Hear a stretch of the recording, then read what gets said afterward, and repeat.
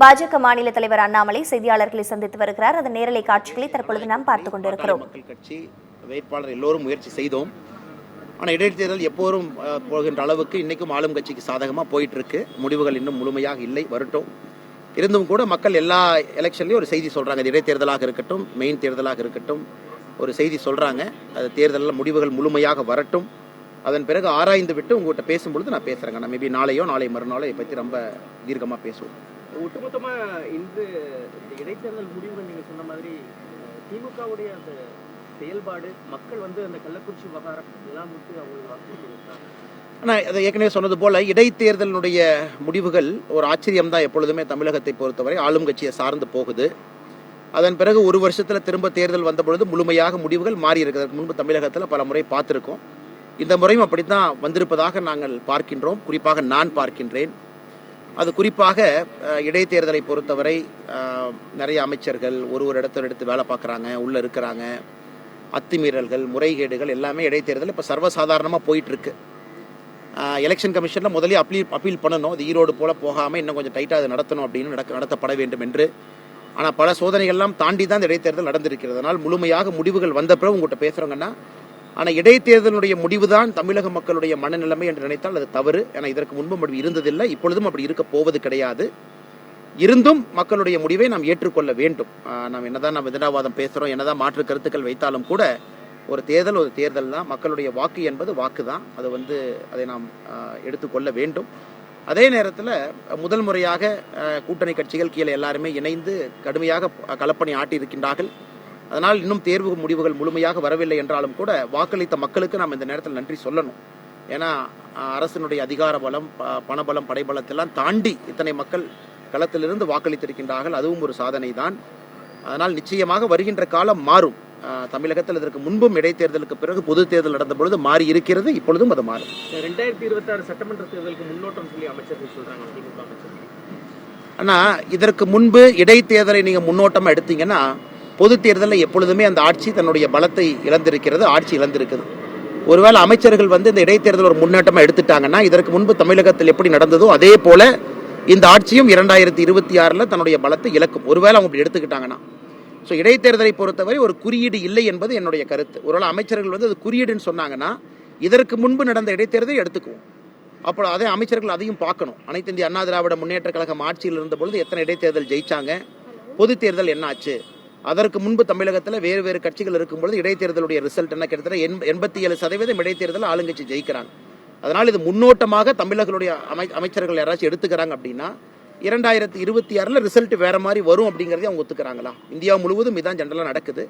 ஆளும் கட்சியை சார்ந்து மக்கள் போறாங்க. பல விதத்தில் யோசிக்கிறாங்க. 2 ஆண்டு தான், புதுசாக ஒரு எம்எல்ஏ மாற்றணுமா, ஆளுங்கட்சி எதிர்த்து இன்னொரு எம்எல்ஏவை கொண்டு வரணுமா, நேரமும் காலமும் குறைவா இருக்கு. அதனால மக்களுக்கு ஒரு மனநிலைமை இருந்தும் நான் ஏற்கனவே சொன்னது போல ஒரு தேர்தலுடைய முடிவுகளை தலைவணங்கி ஏற்றுக்கொள்ள வேண்டும். ஆனால் இதுதான் தமிழகத்தினுடைய மக்களுடைய எண்ணம், அதனுடைய பிரதிபலிப்பு தான் விக்கிரவாண்டியினுடைய இடைத்தேர்தலுடைய முடிவு அப்படிங்கிறதுல இருந்து நான் மாறுபடுறேங்க. தேசிய அளவில் 13 சட்டமன்ற தொகுதிகளில் 11 சட்டமன்ற தொகுதிகளில் இந்தியா கூட்டணி முன்னிலை வகிக்கிறது. மேடம், ஜென்ரலாகவே வேற வேற காரணத்திற்காக நிறைய இடத்துல இந்தியா கூட்டணியுடைய வேட்பாளர்கள் கட்சி மாறி இடத்துல நடந்திருக்கு. நேற்று பார்த்தீங்கன்னா அதே போல் மகாராஷ்டிராவில் கிட்டத்தட்ட 11 இடம் நடந்துச்சு, 9 இடம் ரிசல்ட் வந்துச்சு எம்எல்சி எலெக்ஷன். அதில் 9லும் பார்த்தீங்கன்னா நம்முடைய என்டிஏ தான் ஜெயிச்சிருக்கிறாங்க. ஸோ அதனால் எல்லா இடத்திலும் எல்லா விதமான தீர்ப்புகளையும் நம்ம பார்க்குறோம். இடைத்தேர்தலை பொறுத்தவரை தனித்தனியான சீட்டு ரொம்ப பயங்கரமான லோக்கல் ஃபேக்டர்ஸ் இன்ஃப்ளூயன்ஸ் பண்ணக்கூடிய ஒரு இடம். இந்த ஆண்டு ஹரியானா, மகாராஷ்டிரா, ஜார்க்கண்ட் 3 மாநில தேர்தல் இந்த ஆண்டு நடக்க இருக்குது 2024. அந்த 3 மாநில தேர்தலுமே நீங்க பார்ப்பீங்க. உதாரணத்துக்கு மகாராஷ்டிராவாக இருக்கட்டும், ஹரியானாவாக இருக்கட்டும், இரண்டும் பாரதிய ஜனதா கட்சி ஆட்சியில் இருக்கக்கூடிய மாநிலங்கள். இரண்டிலும் ஆட்சியை தக்க வைப்போம். ஜார்க்கண்ட் நம்ம எதிர்கட்சி நண்பர்கள் இருக்கின்றார்கள். ஜார்க்கண்ட் முக்தி மோர்ச்சா இருக்கிறாங்க. அங்கேயும் இந்த முறை பாரதிய ஜனதா கட்சி வரும். அதனால் இடைத்தேர்தலை நாம் எப்பொழுதுமே சொல்வது போல ஒரு குரூப்பாக நாம் போகிறோம். ஒரு லோக்சபாக்கு முன்னாடி அசம்பிளி நடக்குதுன்னா அது எப்பவுமே ஒரு ஹாஃப் இயர்லி எக்ஸாம் மாதிரி எடுத்துக்கலாம். ஆனால் இன்னைக்கு தனித்தனியாக நடக்கக்கூடிய சீட்டு நிறைய லோக்கல் ஃபேக்டர்ஸ் இருக்குது. அதனால் அதை நம்ம ஒரு காமன் நெரட்டிவா நாம் எடுத்துக்கொள்ள வேண்டிய அவசியம் இல்லை என்பது எங்களுடைய கருத்து. காவேரி விவகாரம் மீண்டும் பரபரப்பாக பேசப்படுது. இந்த தண்ணீர் திறப்பதற்கு கர்நாடக அரசு மறுப்பு தெரிவித்திருக்கு. அந்த ஒழுங்காட்சி குழு உத்தரவு மீறி ஒரு பக்கம் தமிழக காங்கிரஸ் தலைவர் செல்வ பிறந்தகை தேசிய பிரதமர் நரேந்திர மோடி இதை வந்து சரியா கையாளலன்னு சொல்லிட்டு மத்திய அரசு கட்டணம் தெரிவிச்சிட்டாரு இந்த வாரம். ஏன்னா செல்வ பெருந்தையாக இருக்கட்டும், காங்கிரஸ் கட்சியாக இருக்கட்டும், அண்ணாமலையினுடைய உருவ பொம்மை எரிப்பதற்கு நேரம் இருக்கு. ஒரு குழு காங்கிரஸ் குழு கர்நாடகா போய் சித்தராமையா அவர்களை சந்திச்சு தமிழ்நாட்டுக்கு தண்ணி திறந்து விடுங்கன்னு சொல்ற காங்கிரஸ் கட்சிக்கு நேரம் இல்லையா? இதற்கு முன்பு பாரதிய ஜனதா கட்சி ஆட்சியில் இருந்துச்சு கர்நாடகாவில். அப்பொழுதும் வறட்சி இருந்துச்சு. நண்பர்களுக்கு தெரியும், பத்திரிகை நண்பர்களுக்கு தெரியும். அங்கே வறட்சி இருந்த பொழுது கூட எப்போது அங்கே இருக்கக்கூடிய பாரதிய ஜனதா கட்சி தண்ணியை திறந்து விட மாட்டோம் என்று சொன்னார்களா? காரணம் முடியாது. அதற்கு தான் 2018 இத்தனை ஆண்டு நிலுவையாக இருந்த காவிரி நதிநீர் மேலாண்மை ஆணையத்தை நம்முடைய பாரத பிரதமர் அவர்கள் அமைச்சாங்க. எப்பொழுது காங்கிரஸ் ஆட்சிக்கு வந்தாங்களோ அப்பொழுதுதான் பிரச்சனை. அப்பொழுது மாநிலங்கள் ஒரு மத்திய அரசு கொண்டு வந்திருக்கக்கூடிய ஒரு ஆணையத்தை மதிக்கவில்லை என்றால் எப்படி இந்தியாவில் ஒரு அரசியலமைப்பு சட்டத்தை நாம் காப்பாற்ற முடியும்? ஆனால் இன்னைக்கு அண்ணாமலையினுடைய பொம்மையை நான் எரிக்கிறேன், தீ வச்சு கொளுத்துறேன்னு சொல்லக்கூடிய காங்கிரஸ் எல்லாரும் இங்கிருந்து பெங்களூருக்கு போயிருந்தா முதல் நான் பாராட்டியிருக்கேன். காங்கிரஸ் தலைவர் எல்லாத்தையும் கூட்டிக்கிட்டு இங்க இருக்கக்கூடிய சட்டப்பேரவை உறுப்பினர்கள், எம்எல்ஏக்கள், எம்பிக்கள் எல்லாத்தையும் கூட்டிக்கிட்டு பெங்களூரு போய் சித்தராமையா அவர்களை நட்பின் அடிப்படையில் 2 மாநிலங்களும் நன்றாக இருக்க வேண்டும் என்கின்ற அடிப்படையில் அவர்களை சந்தித்து தண்ணியை திறந்து விடுங்க. காரணம் எங்களுடைய உரிமை. கர்நாடகாவுடைய தண்ணியை கேட்கல. தமிழகத்திற்கு காவிரி நதிநீர் மேலாண்மை ஆணையம் அந்த ஃபார்முலா பேஸ்ட் அப்ரோச்சில் கொடுத்துருக்கக்கூடிய தண்ணியை தான் நாம் கேட்குறோம். அதே போல் உங்களுக்கு தெரியும், காவிரி நதிநீர் மேலாண்மை ஆணையமே இதுக்கு சொல்யூஷன் கொடுத்துருக்காங்க. என்ன சொல்யூஷன் கொடுத்துருக்காங்கன்னா, வறட்சி ஆண்டில் எவ்வளோ தண்ணி கொடுக்கணும், தண்ணி அதிகமாக வரக்கூடிய ஆண்டில் எவ்வளோ கொடுக்கணும், எல்லாமே solution paste approach, formula paste approach. இதில் யாரும் தலையிட வேண்டிய அவசியமே இல்லை. விதண்டாவாதத்திற்காக அங்கே சித்தராமையா அவங்க பேசுகிறாங்கன்னா, இங்கே இருக்கக்கூடிய காங்கிரஸ் கட்சி வாய் மூடி மௌனம் சாதிப்பது என்ன? இந்தியாவில் இதற்கு முன்னாடி எங்கேயாச்சும் நடந்திருக்கான இந்த அநியாயம்? பிரதமர் ஒன்றை கொண்டு வந்த பிறகு, பிரதமருடைய உத்தரவு வந்த பிறகு, மத்திய அரசுடைய உத்தரவு வந்த பிறகு மாநில அரசு நாங்கள் அதை கண்டுக்க மாட்டோன்னு சொல்லும் பொழுது, இந்திய அரசியலமைப்பு சட்டத்துக்கு நேர் எதிராக காங்கிரஸ் அவர்கள் நடந்து கொள்ளும் பொழுது கர்நாடகாவில் அதை தட்டி கேட்பதற்கு இங்க இருக்கக்கூடிய காங்கிரஸ் கட்சிக்கு மனம் இல்லை. இதையும் மத்திய அரசு மேல பழி போடுவதை எப்படி ஏற்றுக்கொள்ள முடியுங்கன்னா? உங்களை ஒருமையில தொடர்ச்சியாக காங்கிரஸ் தலைவராக இருக்கட்டும், முக்கிய தலைவர்கள் காங்கிரஸ் கட்சி சேர்ந்த இந்த உருவமை ஒருமையில தொடர்ச்சியாக விமர்சனம் பண்றது ஆனால் அது எனக்கு ஒன்று புதிது கிடையாதுங்கண்ணா. இன்னைக்கு அரசியல் நாகரிகம் எல்லாம் தமிழகத்தில் எப்பொழுதே கப்பல் ஏறி பறந்து விட்டது. நாம் கேட்டிருக்கக்கூடிய கேள்வி என்னன்னா, செல்வ பெருந்தைய அவர்கள் முதல்ல அவங்க என்ன சொன்னாங்க? பாரதிய ஜனதா கட்சியில் ரவுடிகள் இணைகின்றார்கள் என்று முதல்ல சொன்னாங்க. அதற்கு பதிலடியாக நான் என்ன சொன்னேன்? செல்வ பெருந்தை அவர்களுடைய வாழ்க்கை வரலாறு என்ன, அவர் எப்படிப்பட்டவர், எப்படிப்பட்ட ஒரு இடத்திலிருந்து வந்திருக்கிறாங்க, எத்தனை கட்சிக்கு போயிட்டு வந்திருக்கிறாங்க, அவர் மேல் இருக்கக்கூடிய கிரிமினல் கேசஸ் என்ன, அதை வெளியிட்ட பிறகு அவர்களுக்கு பொறுக்கவில்லை. எப்படிப்பட்ட ஒரு காங்கிரஸ் கட்சி இன்னைக்கு தன்னுடைய தன்மையெல்லாம் இழந்து அதே சத்தியமூர்த்தி பவன்ல எப்படிப்பட்ட மாபெரும் தலைவர்கள் உலா வந்த ஒரு சத்தியமூர்த்தி பவன்ல இன்னைக்கு இரண்டாம் கட்ட தலைவர்கள் என்ன வேண்டுமானாலும் பேசினால் மக்கள் மன்றத்தில் எடுபடும் என்று நினைக்கக்கூடிய தலைவர்களை கொண்டு வந்து பேசுறாங்க.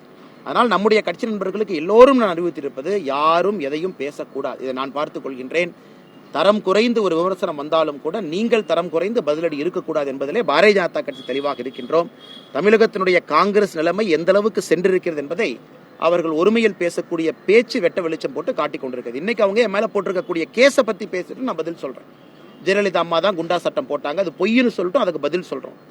அண்ணாமலை அவர்கள் அந்த கேஸை எல்லாம் ஜோடிச்சிருக்கிறாங்கன்னு சொல்லிட்டு அதற்கு பதில் சொல்றேன்.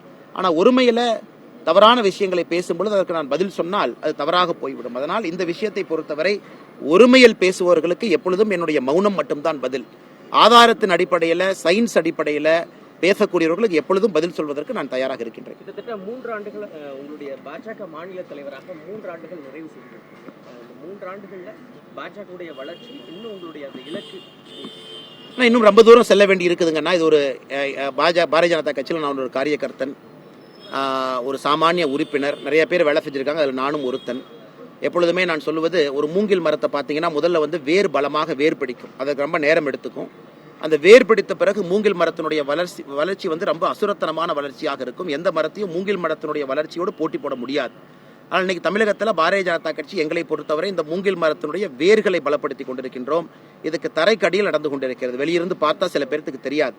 ஆனால் வருகின்ற காலத்தில் நீங்க பார்ப்பீங்க, வேர் பலமாகிய பிறகு இதனுடைய அசுரத்தனமான வளர்ச்சி என்பது மக்கள் பார்க்கத்தான் போகிறாங்க. அதற்கு ஒரு அடிப்படையாக 2024 தேர்தலில் மக்கள் பேசி இருக்கிறாங்க. பாரதிய ஜனதா கட்சி தேசிய ஜனநாயக கூட்டணிக்கு வாக்களிச்சிருக்கிறாங்க. நன்றிங்க அண்ணா. தேங்க்யூ அண்ணா. ஆனால் பிரஸ் ஃபர்ஸ்ட் நீங்க நகர்ந்துட்டீங்கன்னா அப்புறம் நான் போய் நாங்கள் வெளியே விட்டுருவாங்க. அதனால நீங்க ஃபர்ஸ்ட் எல்லாம் அப்படியே அந்த கேமரா எடுத்து நகர்ந்து